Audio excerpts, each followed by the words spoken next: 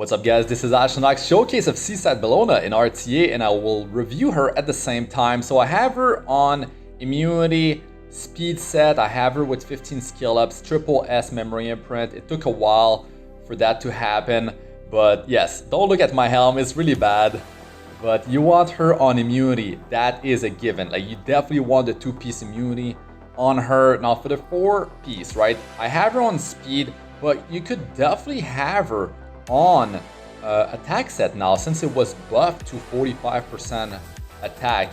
So I definitely want to try her out on an attack set, maybe on another one of my account. But for this account is offense based, and I do want to have speed on her so she can follow up my CR push or CR pushers. So these are the stats of the other heroes that I use with her in my battles. So Seaside Bellona is definitely a hero that you cannot ignore on the battlefield. This is one of her biggest strengths by far. When you have her with her limited artifact, Rengar Special Drink, it just allows you to deal so much more damage because the damage portion of the artifact, Rengar Special Drink, is based on 30% of her attack, and it also penetrates 70% of the target's defense. So even if you don't land Defense Break debuff on the enemy, that 70% defense penetration helps a ton, especially versus, of course, a very tanky hero with high amount of defense, high damage mitigation. You will shred through them. I mean, it's a bit of damage. It's not like massive. You see it being applied right after the initial damage. Right there, Kise just took out Dizzy. Feels good. If you're looking for an emulator, a new phone, or you're simply hungry, check the description of the video. You know, she has so many debuffs as well, which are extremely dangerous. Like especially the defense break that she can apply with her skill number 2. That helps a ton. The damage, redirection to the frontliner helps tremendously, right? Like you don't need to have Aureus artifact on a knight in the team, so that allows you to wear something else like an adamant shield.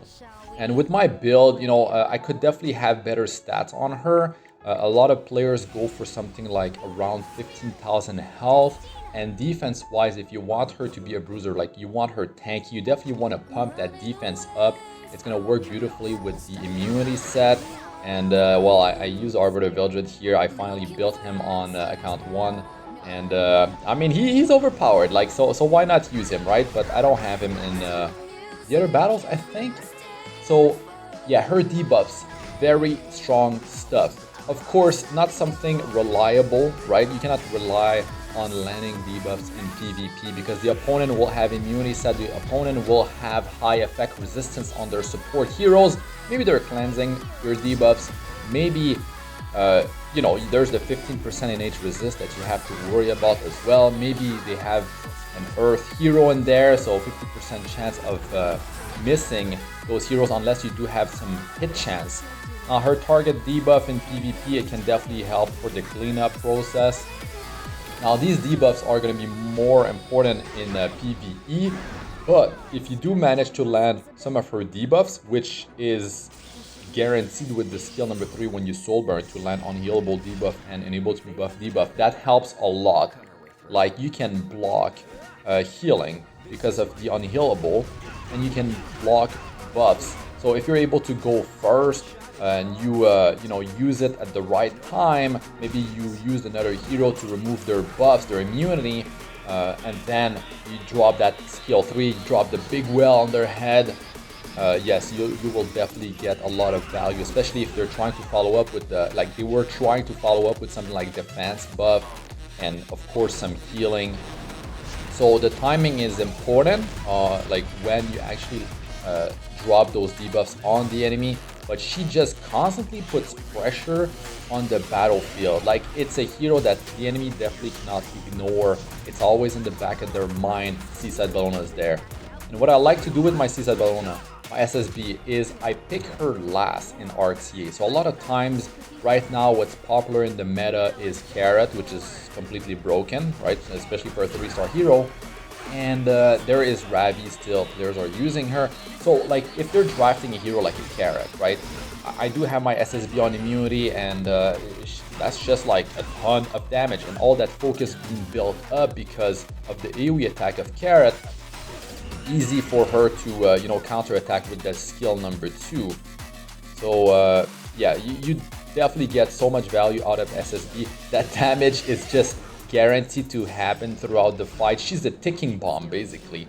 Like that's what I'm saying. Like she's always in the back of your opponent's mind, and they definitely have to worry about her. And a lot of times what happens is that she will counter attack with that skill number 2, and then she didn't even go yet, but if she follows up right after, sometimes you're able to land defense break on a target or more, and then you drop that skill number 3. So even if you have her build very tanky, right, with a lot of health, 15,000 health, maybe even more. I've seen SSBs like with 17,000, even 19,000, and they're still annoying to deal with. But you know, pros and cons with these builds, it depends on your playstyle and how much offense that you actually want. And you don't have to worry about crit chance and crit damage. I did build it on my SSB, but if you're going like tanky, high health, high defense, you know, 15,000 HP, you're going with like 1500 defense, you have an immunity set, you have a speed set, you have an immunity, maybe attack set, and you have like over 4,000 attack, maybe 5,000 when it's an attack set. I wouldn't even be surprised. It wouldn't be too hard to actually reach. And yeah, you got that Aureus built in with her passive, so damage resurrection to the frontliner, so big survivability increase right there. And yeah, even versus evasion based heroes, it doesn't matter. The artifact, her artifact, Rengar Special Drink, will still trigger, which is huge. Like that is tremendous damage throughout the battle that they cannot ignore. And all that, every time the skill 2 triggers, that limited artifact, Rengar Special Drink, is triggering as well. And you can also use that artifact on other rangers if they have multiple AoEs especially. So yeah, so SSB overall is a must get. Like you need that hero because if you pick her at the right time in PvP, it can throw off their whole plan, like the enemy's plan, very easily.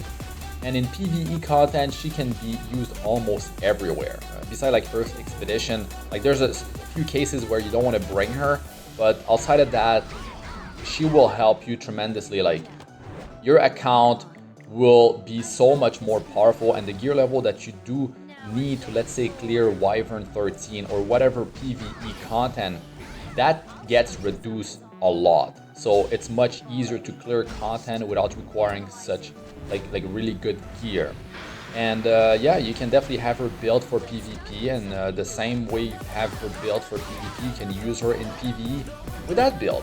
So yeah, let us know what you guys think about the Seaside Bellona in the comment section. But I heavily recommend that you summon for her if you still don't have her, guys. It's okay if you don't have memory imprints unlocked.